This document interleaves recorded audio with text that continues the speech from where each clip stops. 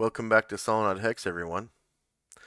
Today we're holding a tangent story in Solynod Hex called Tale of the Comet. This is session 1. This was meant to be a string or series of one-shots. It's a campaign in its own right, and it's a box set sold for AD&D 2nd edition back in the 90s. In the Odyssey series, and it was meant to be played in the Mystara setting, which some people know as the Beckme homebrew world that was adapted for the basic set of Dungeons and Dragons that kind of ran parallel to AD&D First Edition. Back in like the early 80s, like late 70s, early 80s. And the two editions ran parallel to each other at the same time. And the basic set evolved into Beckme, which is Basic, Expert, Companion, Master, and Immortals box sets.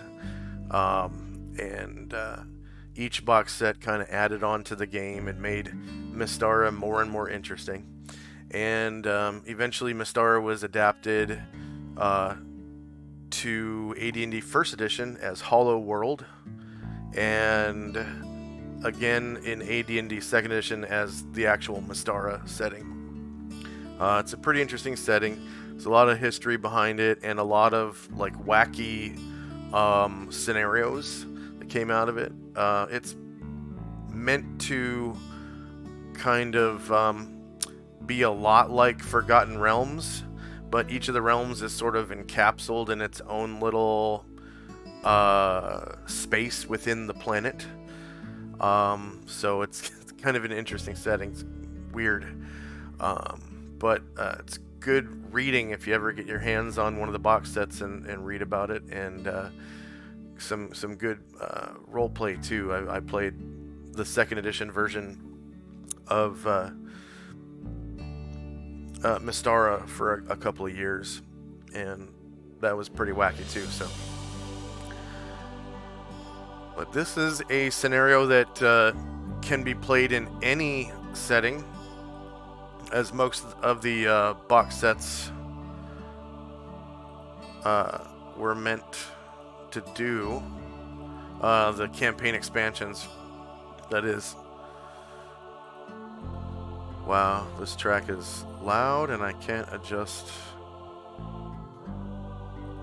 There we go. My master music volume level doesn't work anymore. Today would have been... Hey, we've got some people in chat already. Winnie VR, hello. So everyone say Winnie. Oh, hey, what's up? Eddie, howdy. Winnie, I Hello. forgot. Yeah, Winnie VR is an old buddy of mine from my DC Universe days. Everyone say hello to Smurf. Hello, Smurf. Hey, Smurf. So this is session 1 of Tale of the Comet. And today would have been session number 417. So players, at this time, if you haven't already done so, go ahead and add 417 points to your player character if you haven't already started. And today's session is sponsored by our patrons and donors. Thank you very much, patrons and donors, for your generous pledges and donations. We wouldn't have dynamic lighting without you, and dynamic lighting is very important to this adventure. Very integral, because you'll be exploring a lot of rooms. So it behooves us to have dynamic lighting. Alright. And fortunately, these rooms are going to have doors because of the new door development on Roll20. So without further ado, let's begin. So, the party heard that there was a comet kind of looming over one of their old haunts on the island of Enervia. a comet has appeared the last few nights over a mountain range near the town of Silan. Silan's one of the oldest settlements on the island, where men first came across the water and settled. And it's sort of in like a little nook at the base of the mountains, little L-shaped nook. And there's a lot of very fertile farmland around it, and on the way up into the tallest part of the mountain range, a lot of good mining was done up there for components for steel and like gold and copper. And so the party made their way to the island of Enervia and traveled from Enervia City out to the town of Silan. They'd never been to Silan proper before, so I'm pretty sure. So there was no like teleportation out there. You actually had to travel. And you guys stayed there for a few nights, observing the comet as it got closer and closer to the planet each night. About 2 nights. And during the day, you guys were sort of hanging out, in the bar and inn and whatnot. And you noticed a very tall and lithe, feminine, shadowy figure, kind of snooping around your party, listening in on conversations and whatnot. And none of you really confronted her about it. And then the comet hit the mountains nearby. And the party decided to travel out to the crash site where the comet hit. And then she came to you and asked permission to accompany you guys as your party's ranger. She could help guide you up through the mountains to the comet's like crash site. And the party agreed, and you have begun traveling up into the mountains. And on your way, you've come across a quarry where the people of Silan quarry stone. And it's about noon when you get up there. It's not very high up in the mountains.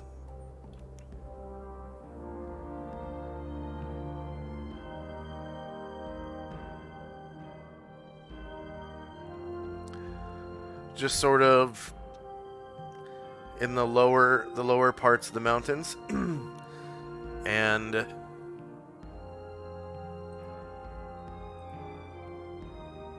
as you arrive, you notice, along with Jazra, that is, as she has identified herself, the ranger, that no one's really around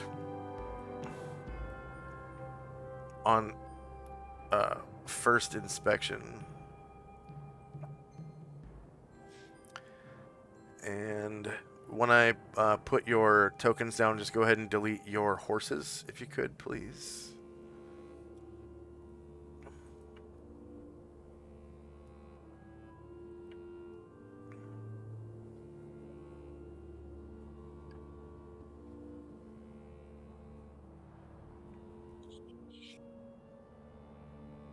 And I'm going to turn on daylight.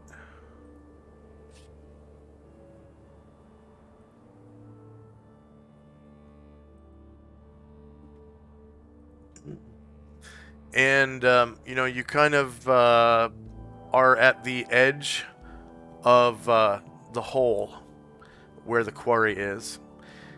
And you hear this strange sound coming from down in the pit. It's like a...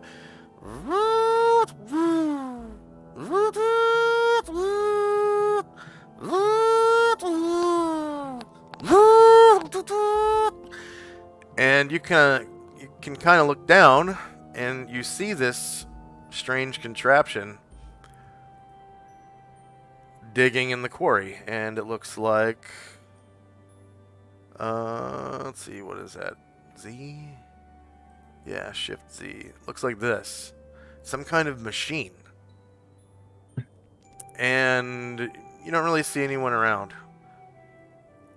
But then on closer inspection, you can kind of see somebody wandering around down in the pit near the machine.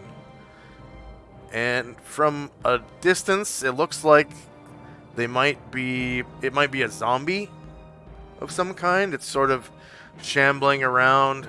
It has something else on its body other than clothing. You can see like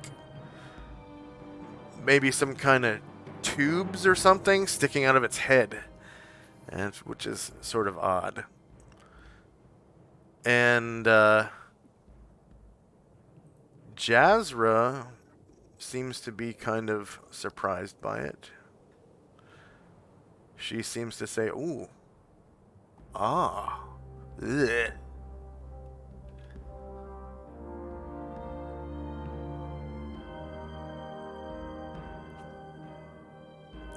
And she kind of turns around and says,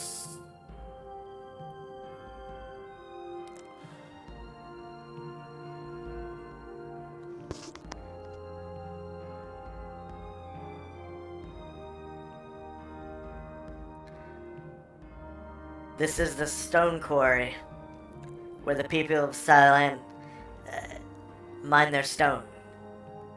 There's usually more people here. and in a second, I'll have you guys roll base size initiative to start the encounter. I just need to Did I delete our hill or keep him? I'm pretty sure he's still alive. He is alive.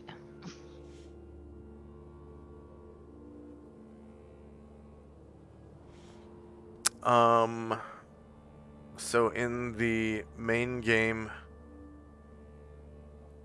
there were a bunch of spells going on, but did we end the combat? Did we finish combat? Yes. Yeah. Okay. So I'll just take a little snapshot of this real quick and kind of clear it off. 48 Oni. Yeah, 48 Oni.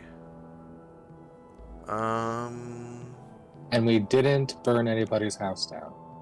Right. Not for lack of trying. So September 6th. Oh, September 1st. Okay. So we'll call this noon 12 noon September 1st 11 AE 5.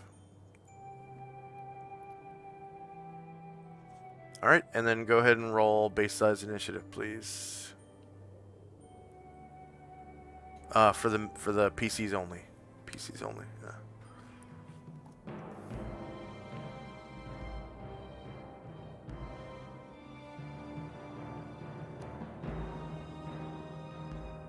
All right.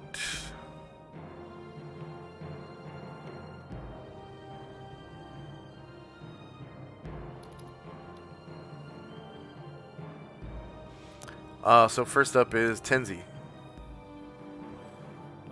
I'll ask Jazra what she makes of that creature down there. She kind of turns and, you know, you can kind of see like a shadow over her face, and you can see her mouth as she talks. You've never actually seen her eyes. You can see a little bit of blonde hair kind of coming down around her neck. And she kind of shakes her head back and forth and says, I don't know. I've never seen this sort of creature before, or that machine. I wonder if it has something to do with the comet.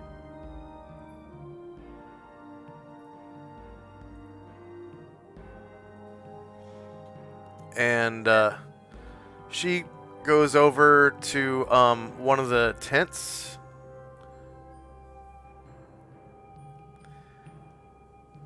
And tries to hide in natural surroundings like a ranger would. Ashriel will turn over to that other creature and see if it's evil.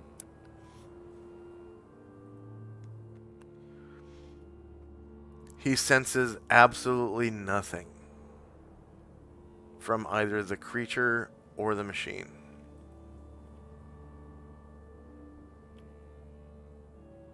Shrugs his shoulders.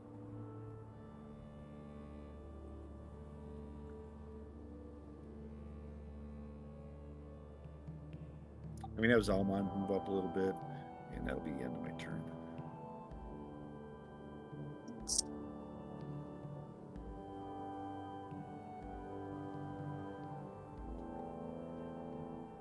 Kind of peer inside this big tent. All right. Inside this tent, you can see another one of the shambling creatures, and this one is much closer now. You can see that it is a person, per se. We'll say this one is kind of like a big, beefy man.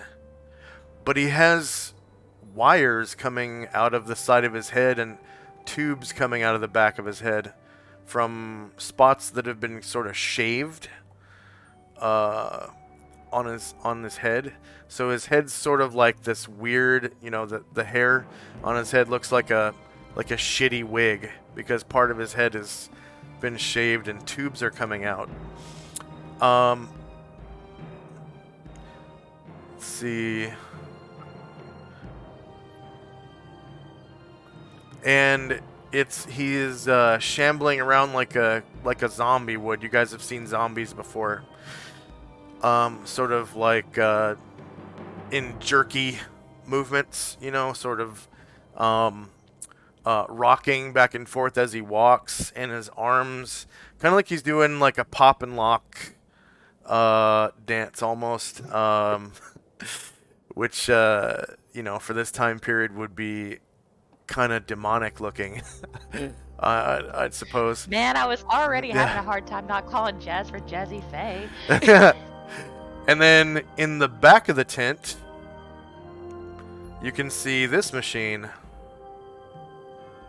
It's sort of like spidery in appearance, almost, and it has enveloped in its it's sort of like rocked back. The shape of it is spider-like, and it's kind of rocked back on its abdomen, and its legs are enveloping a person, and you can see its pedipalps are actually holding the person's head and injecting wires and tubes into it and adding strange metallic muscles to the man's body in like strategic points that would allow him to be like stronger, like maybe the biceps. The machine is just tearing out his biceps and replacing it with these like metal tubes that sort of telescope in and out of each other to make his arms stronger, and his doing the same thing to his legs kind of slowly, and he's kind of leaning back into this machine with his head tilted back and kind of drooling on himself, and his nose is bleeding, and his eyes are kind of moving back and forth rapidly. They're open. He's not blinking at all, and his eyes are kind of teared up, so they're it makes his nose run along with the blood as well, and his eyes are kind of shaking back and forth rapidly, like almost like a legally blind person's eyes, kind of go back and forth fast, like they're in like REM sleep or something, you know. And he's kind of like moaning, like while all this is happening. And the shambling zombie-like creature seems to be standing guard over this machine while all this is happening. And then a small flying object appears.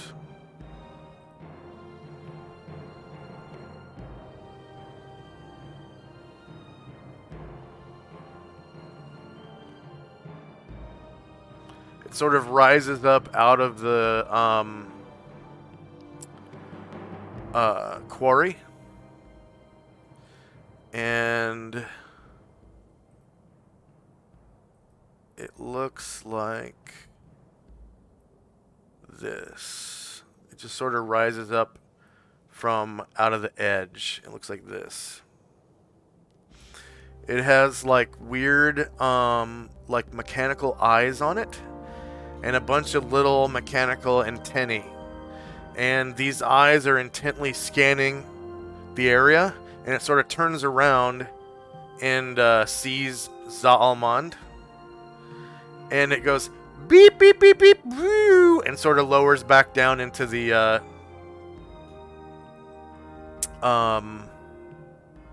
quarry real quick.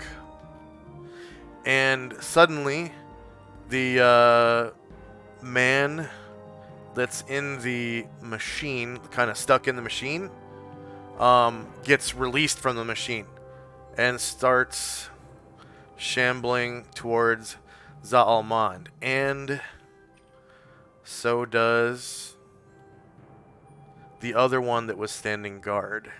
And they do not look friendly. Both of them are carrying objects that look very similar to those firearms that you have seen Erdrin and Ryer shoot at enemies, but these ones are much bulkier, and the whole of them are made of metal. They're completely made of metal. And they kind of raise them up and point them at Zaalmond. And initiative. Lottie-dottie everybody.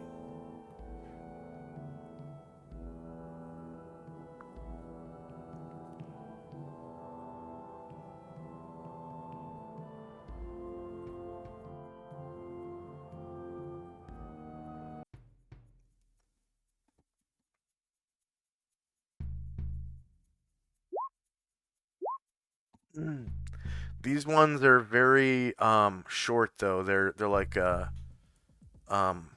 one-handed sized firearms that are metallic in nature.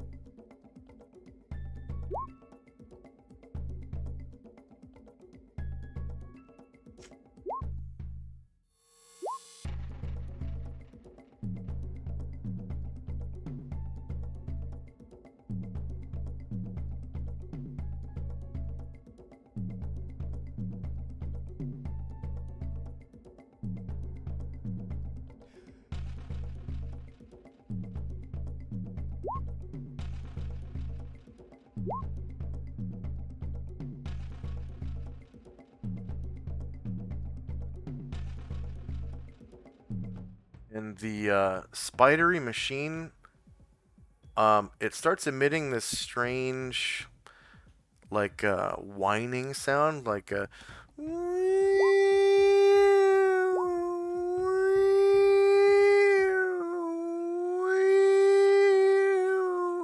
Sort of like a British World War II air siren.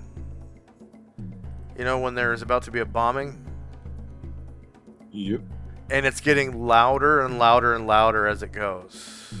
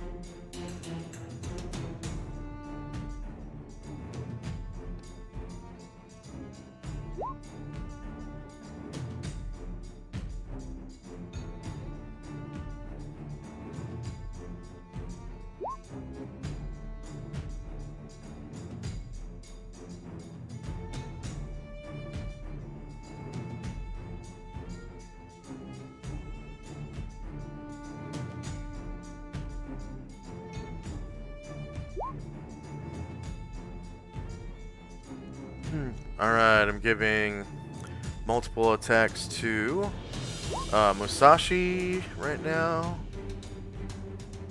Gargamond right now. 2 to Varen. And 1 to Anatar. And does anyone else need them? Ashriel. Please. Ashriel. And then Amber, what'd you say? Wrangler. Karanglar.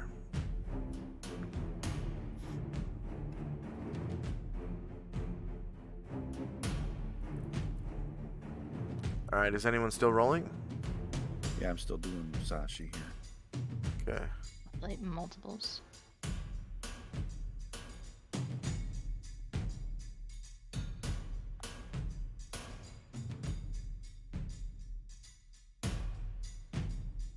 Oh, I forgot to roll. Proficiency 2.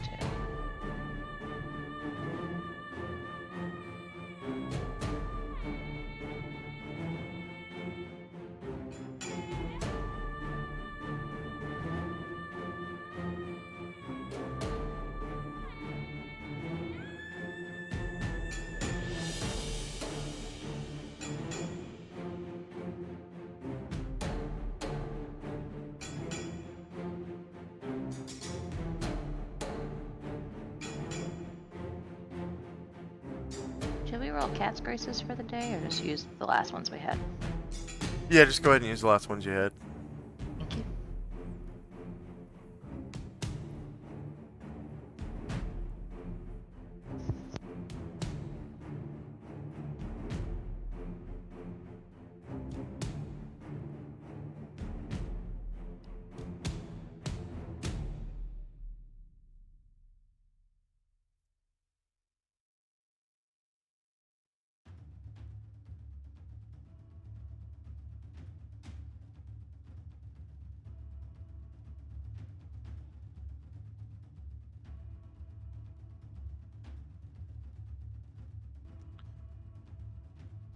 And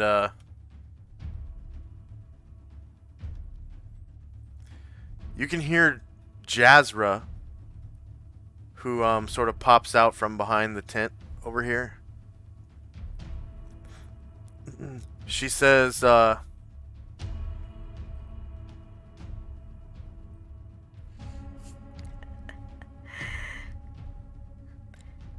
red thing in the tent is an assimilator. Get away from it now. It's about to send out a stun pulse. and everybody's like, what?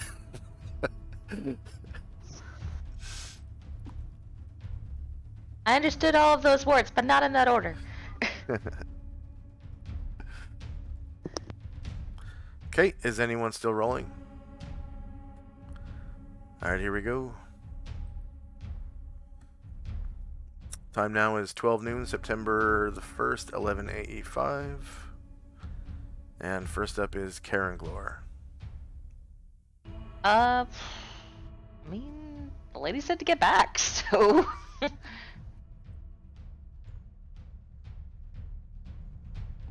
He'll back up and hold his action. Okay.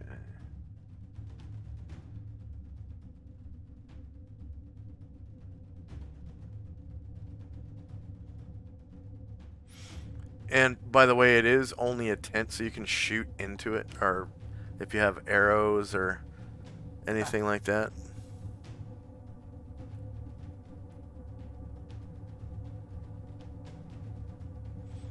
It's just like shooting blind, though. Yeah. And a melee weapon, you know, if it's edged, you can just cut right through and walk in. I'm putting Karen Glore back, but I can't reach his emojis where he was on the map. There we go. Alright, yeah, he'll stop there.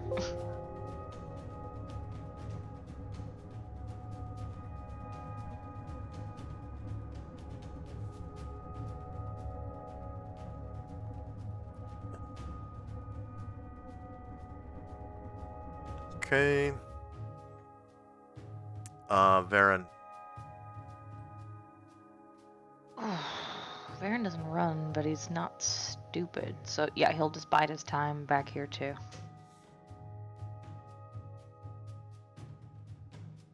Hold his action. Oh, it was emoji before I put him back there, because then it's off the map.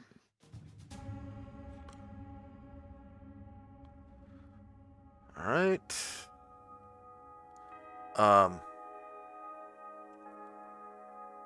Gargamond. I think Gargamon will. I think he's gonna try to charge towards whatever that noise was. Okay. He's gonna come up to, let's see, this square and cut into the tent. All right. And the tent sort of like spreads open as you pass through it, and then, you know, closes back up once you're inside. And you're inside, you can see two men that look like this. They are sort of like covered in wires and tubes and shit, and they have these weird telescoping muscles implanted right into their flesh, like screwed right into their bones. You can see their bones, and their flesh is hanging open where the implants were placed. Yeah, it's a pretty ghastly sight. And then this thing that Jazra was talking about, it kind of looks like it's weird. It looks like a spider that is sort of like leaning on back onto its abdomen. So it's looking like that. And actually, I need to change it. It's facing this way, towards this guy. And it just released this guy out of its clutches, you can tell. Like, there's tubes popping off of him with gas going as they pop off, and like strange wires are unplugging from him, and there's like electrical arcs and sparks as they're popping out of his, like, the back of his spine. And his clothes are like all just fucking torn open. You can see like the back of his spine has these weird implants in it where it looks like electricity was like being pumped into his brain or something. And yeah, it's gnarly. So go ahead. Yeah, so Gargamon's seeing that thing, and yeah, hearing Jazra's warning, yeah, he's gonna take a swing at whatever that red spider is. All right, swing away.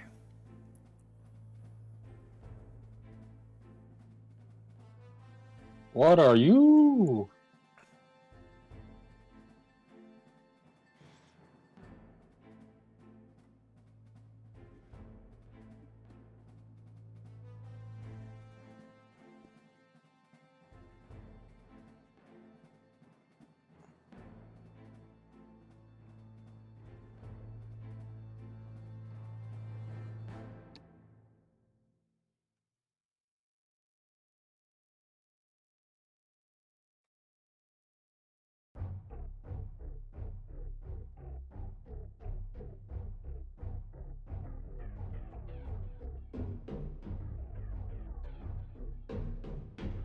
All right, so it's definitely shieldless, and you're You're not- definitely.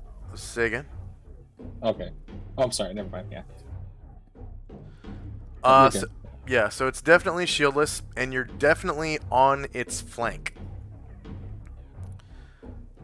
So shieldless flank. You get -4 versus AC1, which is a hit. Okay, it's it is a large creature. I want to say it's like 10 feet tall or something. Um, but it doesn't take 18 damage. It Mm-hmm. takes 1 damage per die plus the magic bonus of the weapon, which is +5, right? And it's a Yeah. 2d6 weapon, so it takes 1 damage for each d6 and the +5, so it only takes 7 damage. Oh, and Gargamon is under the effect of Hero's Feast, which acts like a blast spell. Okay, so 8 damage. That's bless gives you +1 to damage, right? Yeah. Yeah, and hit. Okay. So you only do 8 damage to it instead of 19, which you would have done. Okay. Okay.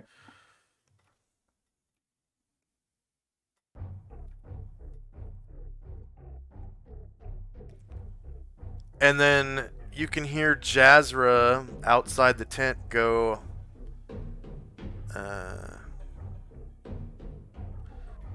Slag! You were supposed to get away! It might assimilate you now.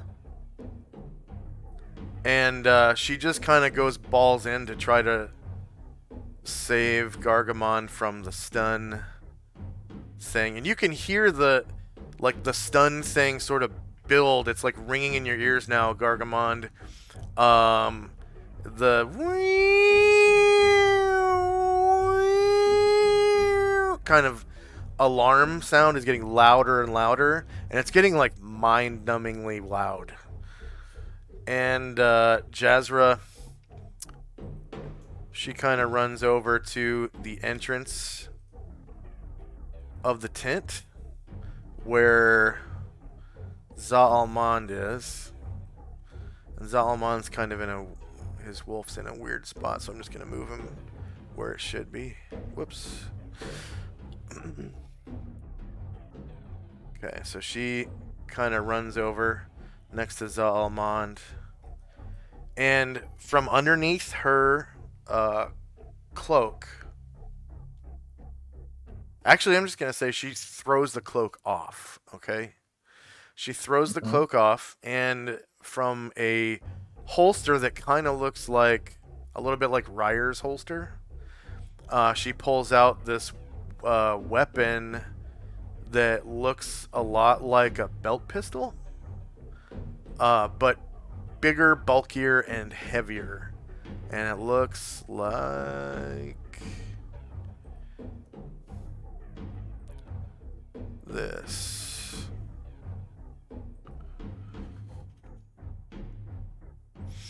And she draws it, takes aim at the assimilator, the thing she called the assimilator, and fires. And there's this loud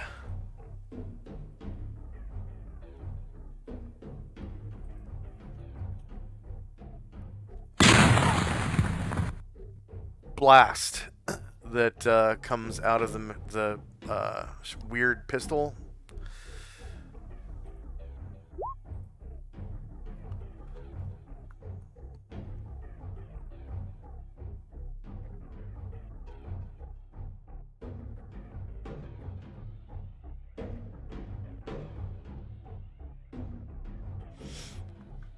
And that's short range. Same elevation. And she doesn't need to roll called shot because Gargamon was using his reach. He's not right up with the assimilator. So no mod and no mod. Okay, it's shieldless. She hits -10 versus AC 1 and causes the full 15 damage.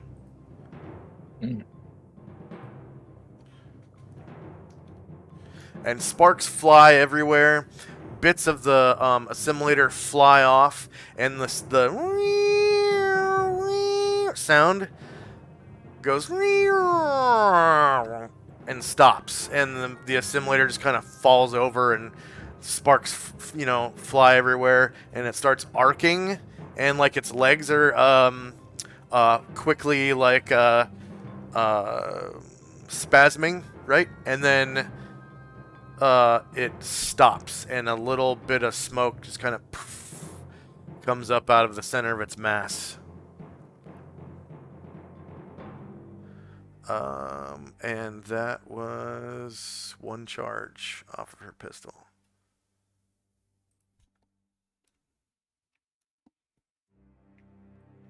All right.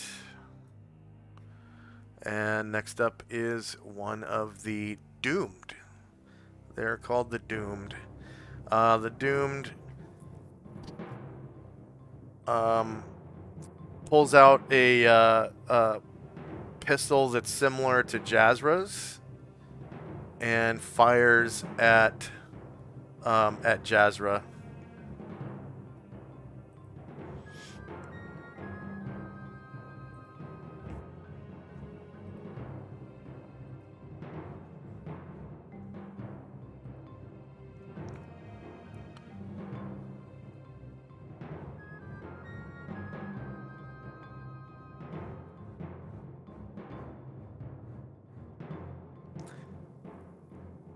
Okay, Jazra is shieldless. Oh, it crits Jazra for 23 damage.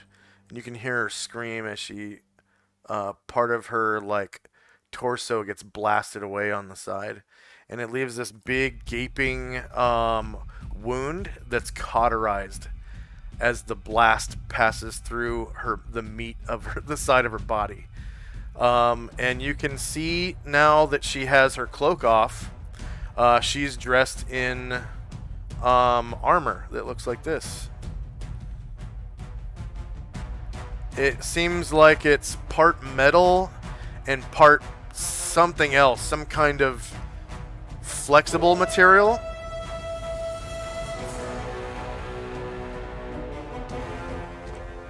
Some kind of flexible material that is not cloth.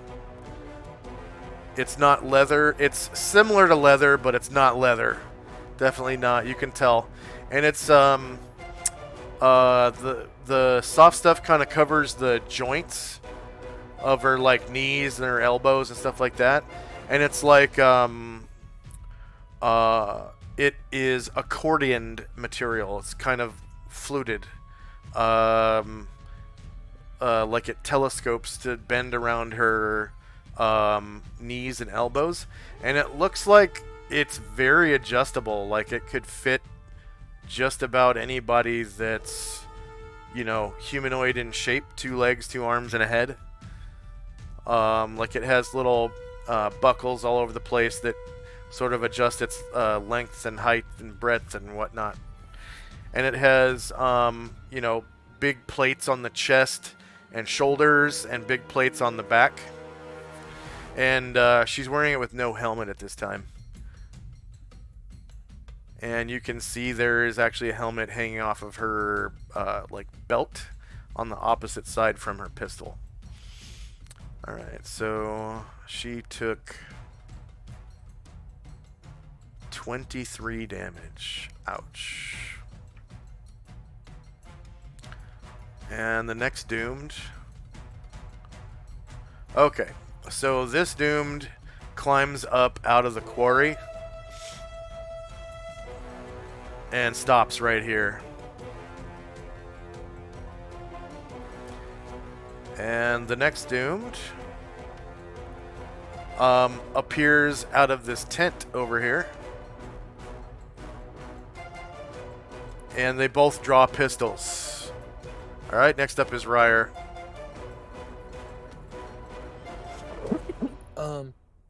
I think Ryer is going to he is going to wait for now. Alright.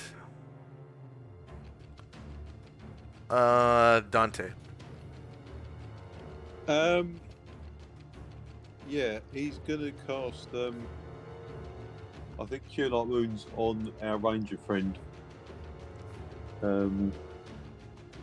As she's quite close to him. So you're gonna move in so you can cast it next round? Yeah. Okay. Not that. Yeah. Did you, if you tied yourself to your magic carpet, you can move and cast in the same round, but you're kind of stuck to your magic carpet for a round as you would untie yourself. So if yeah, it like, that's cool. I got rope. Rope Okay. Use last So- week. Yeah. yeah, we'll say that you tied yourself to your magic carpet, then. Cool. Yeah. All right, so you can fly your magic carpet and cast spells in the same round. Yeah. Okay.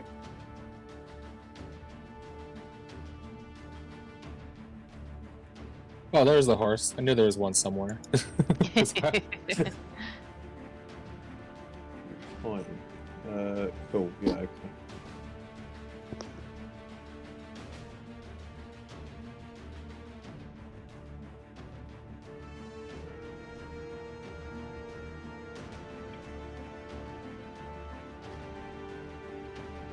You're gonna have to get closer because she's about 10 feet away from you right now. All right. Sure. My roll 20 seems to have locked annoyingly. Oh, okay. I'll move your token for you.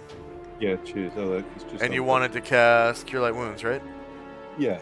And that's what you rolled initiative for? I just rolled. Sorry, base initiative. I think.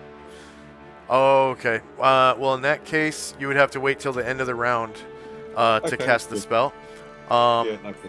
You don't necessarily have to fly in right now. If you want to go back to where you were, that's fine. I think it makes sense flying in now, then sort of use up most of the initiative and then do it at the end of the round. That sort of seems plausible. Okay. Anatar. Alright, he will come.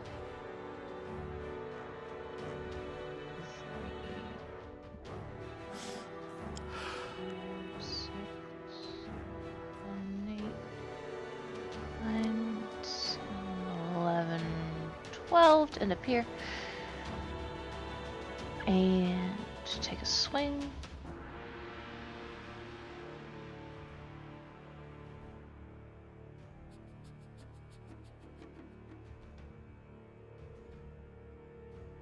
Oh yeah, this doomed will turn to face you. Okay. You can see in his hands there is a pistol just like the one that Jazra is holding. Looks like this. Gotcha. And he's adding a +1 to hit and damage from Hero's Feast.